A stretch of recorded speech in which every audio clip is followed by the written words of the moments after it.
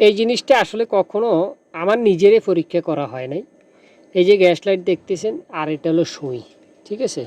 এই যে দেখেন, এটা আমি একটা আলপিন নিলাম, তো সুই বলেন আর আলপিন বলেন যাই বলেন, অর্থাৎ যেটা গ্যাস লাইটের ছিদ্র দিয়ে ডুববো এরকম কিছু।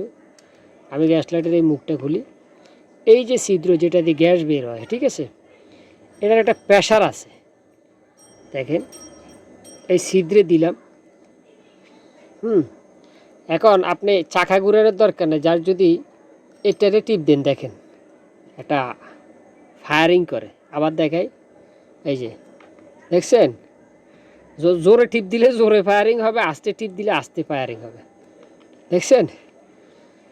এটা কিন্তু, আচ্ছা এই প্রেশারটা কোত্থেকে আসে? এটা হলো ভিতরে যে গ্যাস আছে, গ্যাস মূলত ওই যে ভিতরে যে রেড কালারের পাইপ ওটা দিয়ে বের হয়। তো এখন আমরা যদি মুখের মধ্যে বন্ধ করে রাখি তখন গ্যাসের একটা ফায়ারিং আছে। আপনি দেখবেন যেসব জায়গা থেকে গ্যাস উত্তোলন করা ওইসব জায়গায় গ্যাস সারাদিন বাইরে হইতে থাকে, উপরে আগুন জ্বলে, কারণ গ্যাস বন্দি রাখা যায় না, ঠিক আছে?